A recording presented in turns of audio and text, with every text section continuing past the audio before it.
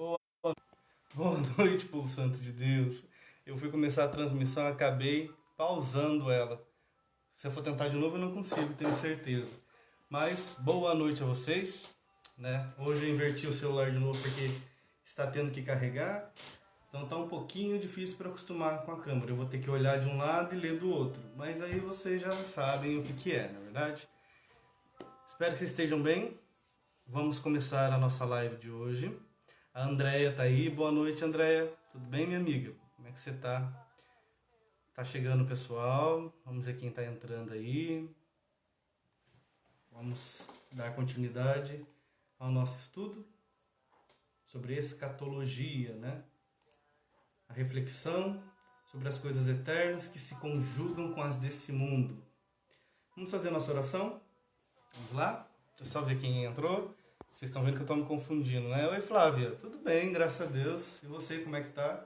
Espero que esteja muito bem. Né? Vamos começar? Em nome do Pai, do Filho e do Espírito Santo. Amém.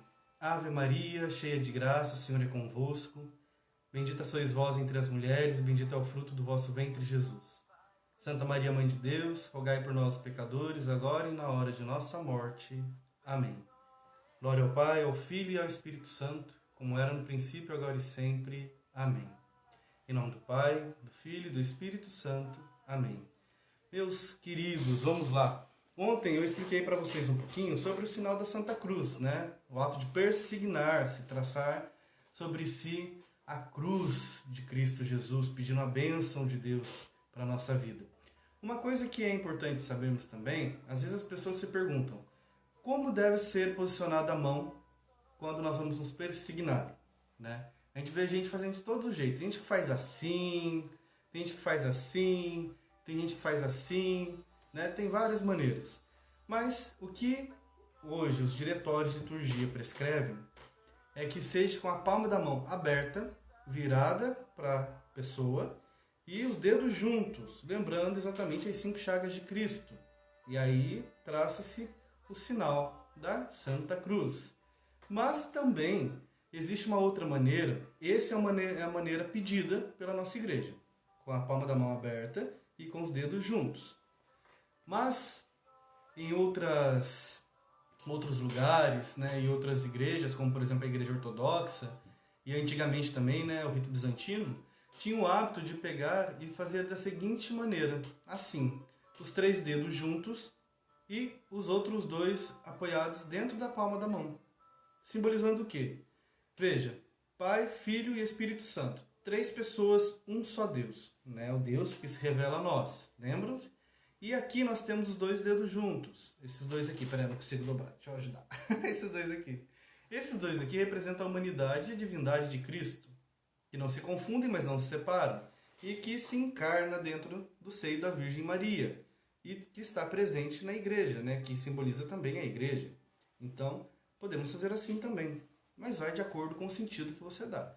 Mas a nossa igreja pede que façamos da seguinte maneira, com a palma da mão aberta, tá bom?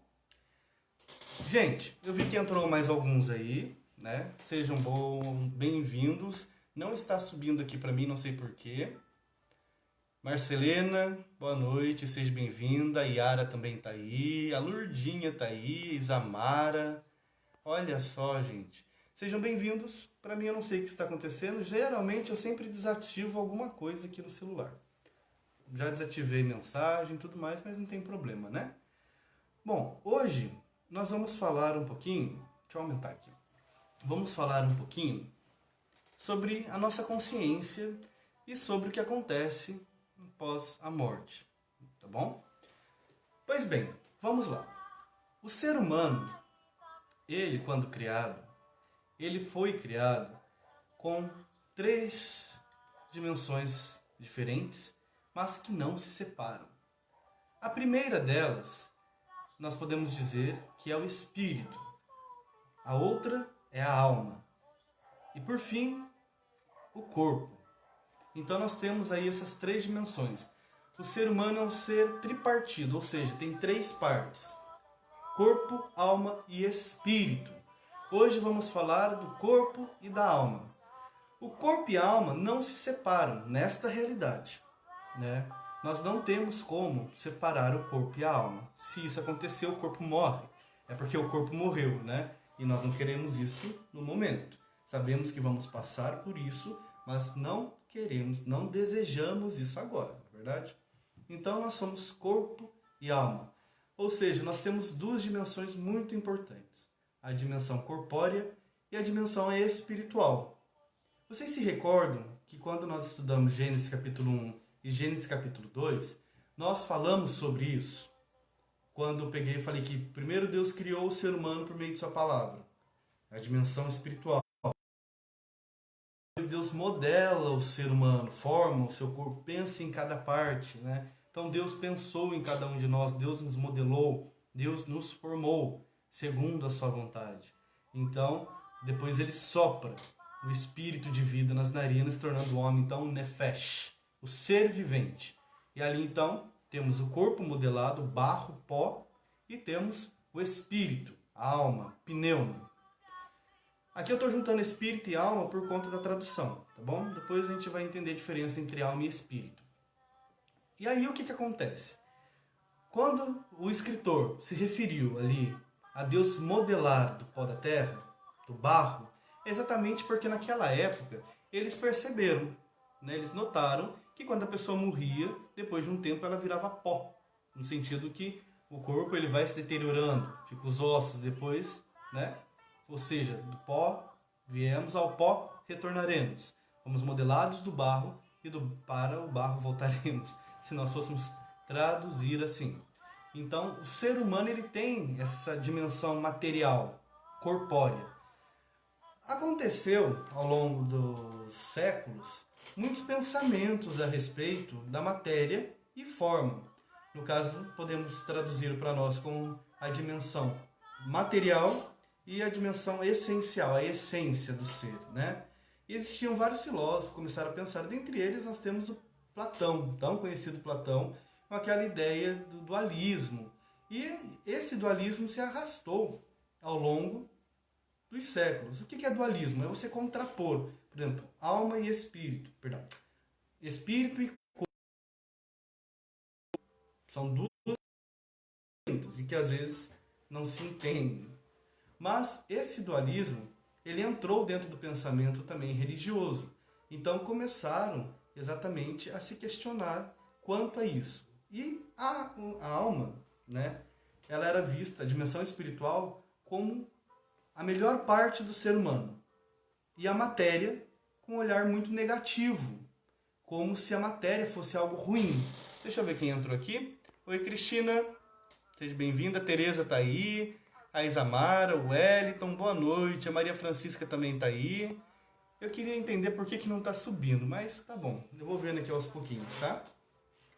Então nós temos essas duas realidades. E começaram a ver isso, pensar isso. Era como se o corpo aprisionasse a alma. O gnosticismo, muitos dessa linha, acreditam nisso, né? Que o corpo é a prisão da alma, é o cárcere da alma. E a alma precisa ser libertada. E quando ela for libertada, ela alcança a perfeição. Então a matéria seria algo ruim, que limita o ser humano. À medida em que foi, tanto que muitos pensamentos, se nós formos ver de alguns pregadores, colocam o corpo como algo ruim, péssimo, né? Onde você tem que negar a sua dimensão corpórea e tudo aquilo que diz respeito ao corpo, como os sentimentos, as sensações, os desejos próprios do corpo.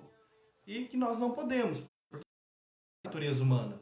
A natureza humana também é composta por essa dimensão corpórea, dimensão material.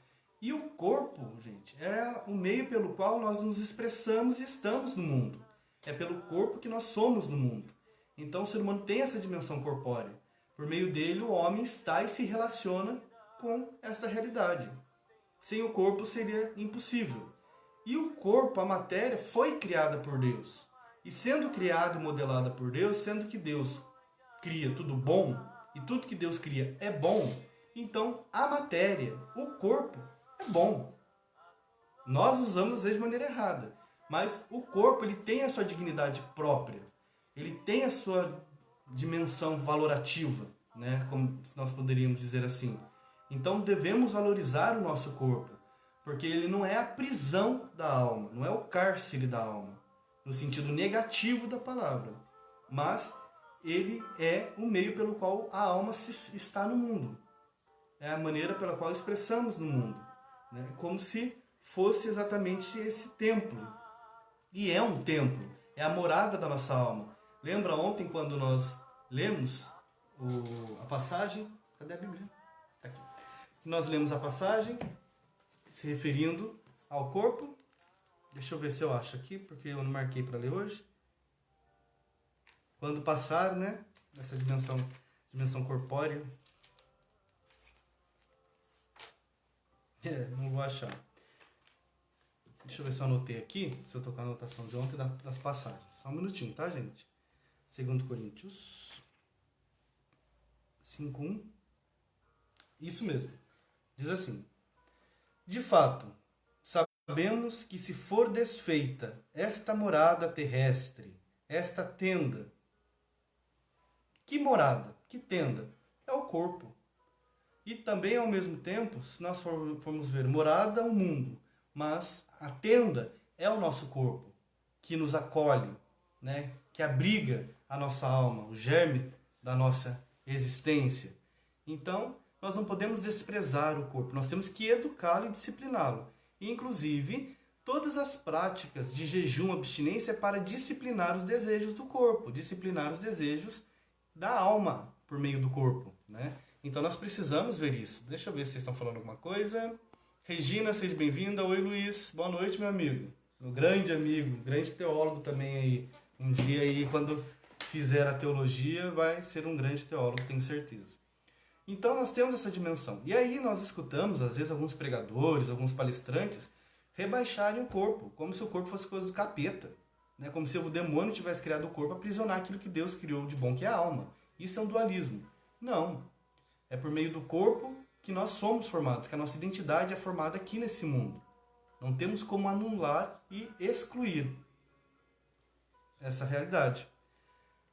A alma, ela não se separa do corpo. Nesta realidade terrena, a alma não se separa do corpo. Não temos como fazer isso. E aí a gente pensa, mas Diego, e aquela expressão de Dom Bosco, né? Dai-me almas e ficai com o resto. Ué, o resto não é matéria? O que importa é a alma. Mas é porque já está no pensamento ali a ideia de que se para você salvar a alma, você tem que salvar o corpo. Você tem que disciplinar por meio do corpo. Então, você vive aquilo que vai salvar a alma por meio da sua dimensão corpórea. Não tem como a alma se santificar sem santificar o corpo. E ao mesmo tempo não tem como você santificar o seu corpo sem santificar a sua alma. Quando você busca santificar o corpo autenticamente, de forma verdadeira, né? Então as duas realidades estão interligadas, nós não temos como separar. Só que essa dimensão corpórea, o corpo pelo qual nós estamos no mundo, essa tenda, assim como tudo que existe nesse mundo é passageiro. Então nós nascemos, nos desenvolvemos, crescemos e depois nós vamos morrendo. Tanto que tem uma expressão, uma fala que diz assim: a cada segundo que você respira, o seu corpo morre um pouco. Eu não gosto muito, mas se pararmos para ver, é verdade, porque nós nos aproximamos do momento de nossa morte. Só que nós também devemos, assim como nós cuidamos da nossa casa, assim como nós cuidamos do nosso carro, assim como nós cuidamos dos nossos pertences e bens materiais, o maior bem material que nós temos é o corpo. Porque sem ele nada seríamos, nada teríamos. Então, como cristãos, nós temos que dar o devido valor ao corpo, dar o devido valor a essa dimensão corpórea, respeitar esse corpo e ao mesmo tempo cuidar desse corpo, porque é um presente dado por Deus a cada um de nós. Então, nós devemos cuidar porque é por meio dele que estamos aqui. Nos preocuparmos com higiene, saúde e tudo mais. Então, essa realidade corpórea compõe aquilo que somos. Corpo, dimensão material e espiritual. O corpo e a alma. Então, nós temos essas duas realidades das quais nós não podemos nos anular, né? Excluir. Devemos, sim, buscar as coisas eternas, mas nós vamos alcançá-las exatamente estando aqui. E nós estamos aqui por meio do corpo. Mas como eu estava falando, tudo é passageiro, tudo é efêmero, tudo passa, tudo acaba, né? Aqui nessa realidade, como eu falei, nada é eterno. E o corpo, à medida em que os anos vão passando, ele vai ficando debilitado. E quanto menos nós cuidamos, mais debilitado ele fica. Mas o fato é, por mais que a pessoa seja saudável, uma hora esse corpo, essa matéria, ela vai padecer. Ela vai morrer. Vai acabar. É a morte biológica. A morte física, a morte biológica. Isso vai acontecer com todos. Existe um movimento, né, de querer prolongar a vida com remédios, com terapias, com isso e aquilo. É bom, a ciência vem ajudar o ser humano a viver melhor. Entretanto, não pode dar a falsa sensação de imortalidade para o ser humano, porque o ser humano não é Deus. E como nós falamos, nós não podemos ficar presos a esta realidade. Ontem o Wellington ele colocou uma passagem muito interessante, que é exatamente aquela que diz que nós devemos nos desprender dessas realidades e almejar as eternas. Não podemos abrir mão aqui no sentido de não nos preocuparmos com a vida que vivemos aqui. Temos que correr atrás, temos que cuidar da nossa vida, cuidar do nosso corpo, buscar vivermos bem nesse mundo. Mas sempre lembrando que aqui passa, que nós devemos almejar o céu, a eternidade. Então, esse movimento dá uma falsa sensação de imortalidade, né? De uma vida duradoura, no sentido quase que eterna na cabeça da criatura, né?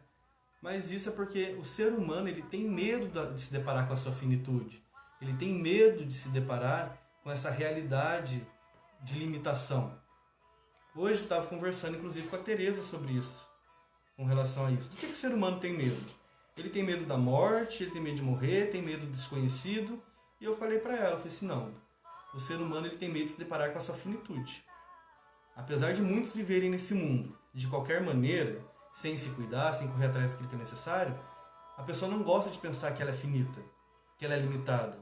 Muitos de nós não gostamos de pensar assim. E sim, tem alguns que têm medo da experiência da morte porque não sabem como vai ser. Também tem.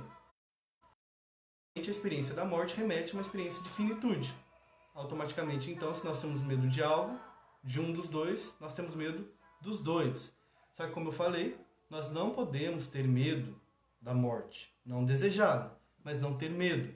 E também não devemos ter medo de finitude. Porque o que morre no ser humano, quando chega o momento certo, é o corpo. O corpo que morre. A alma permanece. Porque a alma é imortal. Então, a dimensão de finitude diz respeito apenas à dimensão corpórea e material, que vai se encerrar em um momento. Mas, como eu falei, que vai lançar aquilo que nós temos de imortal na eternidade, que é a alma. Então, o que morre em nós no momento da morte, e a morte deve ser vista como uma experiência significativa, ressignificada em Cristo, como uma experiência de libertação, uma experiência que vai nos levar a experimentar a eternidade. Não devemos desejar, mas devemos esperá-la, como eu tenho dito a vocês há um tempo, né? Então, essa experiência que nós devemos buscar da morte, essa experiência de nos depararmos com a finitude, tendo a certeza do infinito, tendo a certeza do eterno, que foi para esse eterno que nós fomos criados. Então, a vida é uma jornada, a morte é uma passagem e a eternidade é a morada definitiva. E aí, como eu disse, o que morre em nós é o corpo. Ponto. Quando nós morremos, quando nós passamos pela experiência da morte, o que nos acontece, afinal de contas? Porque se o corpo morre, o que acontece com o resto, com a alma? A alma, automaticamente, assim que o corpo morre, ela passa pela experiência do juízo particular. Então nós temos o juízo universal e temos o juízo particular. O juízo universal se dá na parousia, no fim de tudo, na segunda volta de Cristo. O juízo particular, que é o juízo de cada um, né, acontece imediatamente após a morte. Então não tem aquele tempo de espera como muitas religiões pregam, que a alma fica dormindo, esperando o dia do juízo final, o dia da manifestação de Cristo na parousia. Porque as religiões acreditam nisso. Algumas religiões creem nisso. Que depois que a pessoa morre, a pessoa ela entra no estado meio que de dormência. Ela está dormindo. Não. Nós cremos que ao encerrar essa vida terrena, somos lançados na eternidade e vamos passar pelo nosso juízo particular. O que seria esse juízo particular? Juízo é um julgamento, se a gente for ver friamente, aonde nós nos deparamos com um juiz. Só que o juiz com o qual nós vamos nos deparar não é um juiz qualquer, é o justo juiz, é o próprio Deus, que é a verdade. Então, nós vamos nos deparar com a verdade. Mas que verdade é essa? A verdade de quem realmente somos. Aliás, de quem fomos e de quem somos. Porque permanece inscrita na alma toda a consciência do indivíduo. Porque é na alma que está a consciência. Tanto que a Sagrada Escritura mesmo, quando vai falar de alma, se refere exatamente a como se fosse o templo das emoções, templo das memórias e templo das decisões. É ali que partem exatamente as decisões do indivíduo. Lembra quando nós falamos da questão do mal, do pecado? Que eu peguei e citei aquele salmo que diz assim: o pecado sussurra ao ímpio lá no fundo do seu coração. Quando nós escutamos a palavra coração na Sagrada Escritura, não é esse coração músculo que bombeia sangue, mas é a alma. Então é na alma que está todos esses movimentos, todos esses desejos. E todas as decisões são tomadas ali. Assim sendo, nós nos deparamos com a verdade de quem somos. E nós vamos nos deparar com a nossa própria consciência de quem fomos nesse mundo. Desde cada momento, a nossa história vai ficar clareada. Se existia algum ponto obscuro, que nós não tínhamos conhecimento, ou que nós falseamos nesta vida, porque aqui nós falseamos muito. Aqui a gente sempre quer ter razão em tudo e nós tentamos encontrar justificativas, mesmo que não sejam plausíveis, para todas as nossas atitudes e decisões. Então, diante desta verdade, que é o próprio Deus, desse juiz, não há mais falseamentos. Então, as decisões que foram tomadas, nós vamos saber por que tomamos e vamos ter diante de nós as nossas reais intenções, não aquelas que nós buscávamos para nos convencer. Então, mentiras, não haverá mais falseamentos. Então, tudo aquilo que somos aqui nesse mundo, nós vamos nos deparar na eternidade. Então, é como se nós estivéssemos olhando para nós mesmos e estivéssemos ali levantando julgamentos de quem nós somos. Então, na verdade, quem vai nos julgar não é Deus. Não é Deus que vai falar assim: você vai para o inferno e você vai para o céu. Na verdade, quem vai ditar, quem vai dizer para nós para onde nós iremos é a nossa própria consciência diante de Deus. Então Deus é o justo juiz, porque Ele é a verdade, e diante dele não há falseamentos. Mas quem vai dizer para onde nós vamos é exatamente a nossa consciência, de tudo aquilo que nós fizemos aqui. E é a alma que passa por esse juízo final. É a alma que passa por esse julgamento. Então ela se põe diante de Deus, diante da verdade, e toma consciência de quem ela é. E aí, tomando consciência de quem ela é que vai ser definido definitivamente o fato ela foi. Então, se viveu o céu aqui, é o céu que viverá lá. Se viveu o inferno já aqui na terra, é o inferno que vai viver lá. Então, lembra que eu falei ontem? O tempo de decisão, o tempo de escolha, o tempo de decidir aonde nós vamos passar o resto da eternidade é esse. Porque depois da morte não tem mais tempo para decisões. Não tem mais tempo para buscar mudar. Não há mais tempo para conversão. A conversão só é possível aqui nesse mundo. E a conversão se dá exatamente porque nós somos criados à imagem e semelhança de Deus. Expressa inclusive pelo nosso próprio corpo. O corpo expressa essa imagem e semelhança de Deus nesse mundo. Só que essa imagem e semelhança de Deus nesse mundo, ela tem que se configurar aqui nesse mundo a Cristo para viver com Ele na eternidade. Então, quando se encerra a vida, não há mais opção de imediato. Acabou a vida terrena, passou pela experiência da morte, já entra direto no juízo particular. E como eu falei, ali não há justificativas, ali não há falseamentos, ali não há mentiras. Ali é você diante da verdade de quem você, de fato, é. E aí você vai viver isso eternamente. Então, se a gente vive aqui como se a gente fosse o capeta na Terra, é com ele que a gente vai encontrar lá. Desculpa falar assim, mas é desse jeito. Mas se aqui nós buscamos a santidade, é a alegria dos santos que nós vamos viver lá. Nada ao contrário. Ou seja, nós não seremos nada diferente do que aqui somos. Lá apenas vai ser planificado a existência que aqui tivemos. Só que é lógico, a gente tem que entender o seguinte. Esse justo juiz, que é Deus, ele não julga apenas o fato em si, daquilo que nós fizemos. Ele olha todo o contexto, ele olha toda a nossa história, e ele vai fazer com que nós também tenhamos consciência de todos os contextos, de todas as histórias. Porque lembra que eu falei para vocês que a nossa identidade é moldada na história também? E assim, os nossos desejos, os nossos princípios, os nossos padrões de comportamento estão ligados diretamente também à nossa história, de tudo que fizemos e de tudo que fizeram conosco.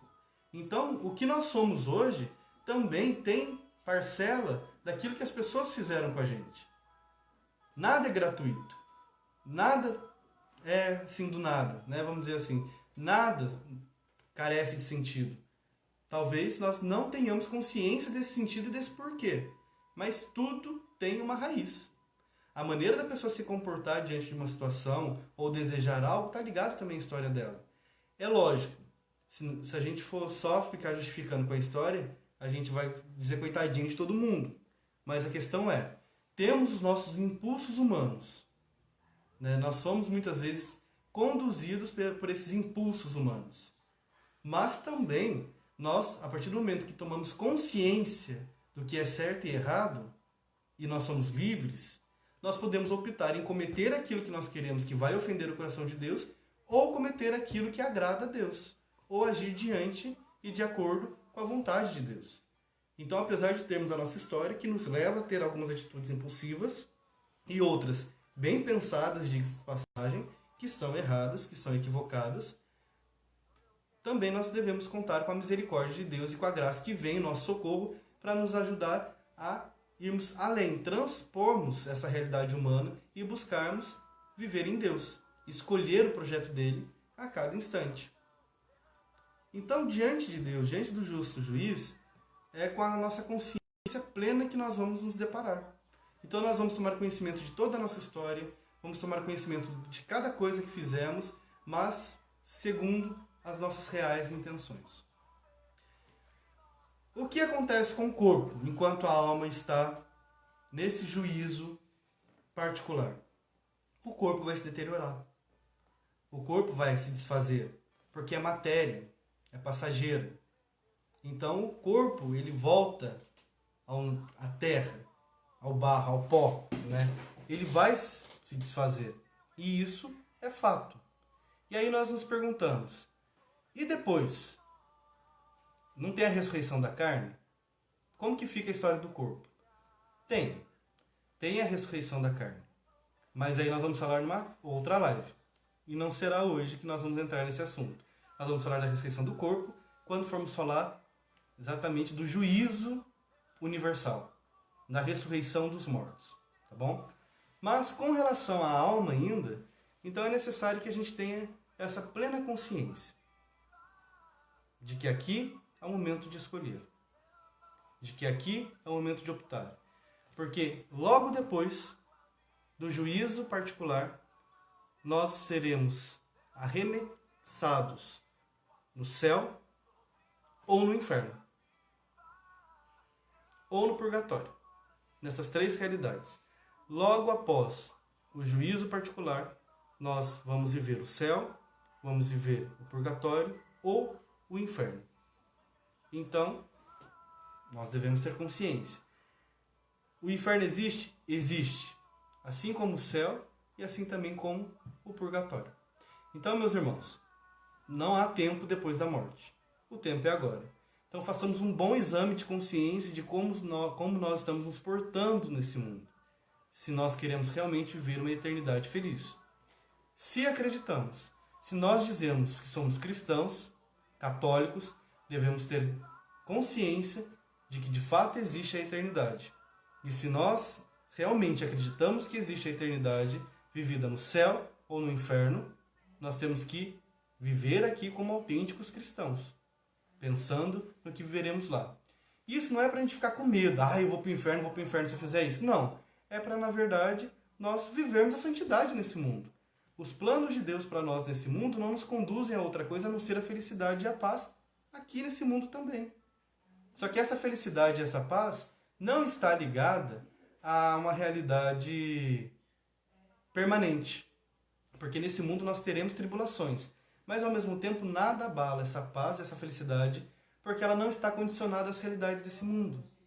Então, devemos viver nesse mundo, buscando a Deus para vivermos bem essa jornada, para, quando abrirmos a porta da nossa morada eterna, nos depararmos com o céu. Amém? Então hoje eu vou terminar mais cedo, porque hoje é sábado, e vocês também devem estar querendo descansar, até porque se eu for entrar na questão do céu, inferno e purgatório hoje, nós vamos ficar mais 1 hora de live, então não convém. Então, nós vamos voltar amanhã, na segunda-feira, onde nós vamos começar a falar do céu, do inferno e do purgatório. Tudo bem? Então, que Deus abençoe e os guarde. Até a nossa próxima live. Oi, Maria, tudo bem? Até a nossa próxima live, tá? Sim, o inferno é real. De fato, é real. Muito real. Tá certo? Gente, fiquem com Deus. Deus abençoe vocês. Que Nossa Senhora interceda por cada um de nós. Em nome do Pai, do Filho e do Espírito Santo. Amém.